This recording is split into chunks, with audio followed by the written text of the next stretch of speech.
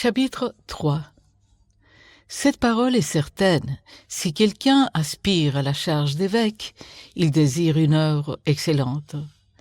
Il faut donc que l'évêque soit irréprochable, mari d'une seule femme, sobre, modéré, réglé dans sa conduite, hospitalier, propre à l'enseignement. Il faut qu'il ne soit ni adonné au vin, ni violent, mais indulgent, pacifique, désintéressé. Il faut qu'il dirige bien sa propre maison et qu'il tienne ses enfants dans la soumission et dans une parfaite honnêteté. Car si quelqu'un ne sait pas diriger sa propre maison, comment prendra-t-il soin de l'Église de Dieu ? Il ne faut pas qu'il soit un nouveau converti.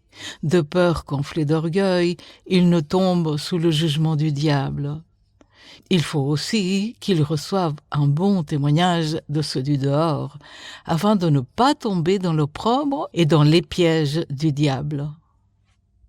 Les diacres aussi doivent être honnêtes, éloignés de la duplicité, des excès du vin, d'un gain sordide, conservant le mystère de la foi dans une conscience pure, qu'on les éprouve d'abord et qu'ils exercent ensuite leur ministère s'ils sont sans reproche. Les femmes, de même, doivent être honnêtes, non médisantes, sobres, fidèles en toutes choses.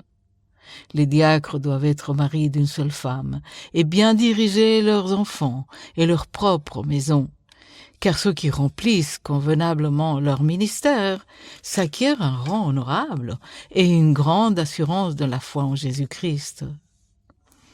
Je t'écris ces choses avec l'espérance d'aller bientôt vers toi. Mais si je tarde, tu sauras comment il faut se conduire dans la maison de Dieu, qui est l'Église du Dieu vivant, la colonne et l'appui de la vérité. Et sans contredit, le mystère de la piété est grand. Dieu a été manifesté en chair, justifié par l'Esprit, vu des anges, prêché aux nations, cru dans le monde, élevé dans la gloire.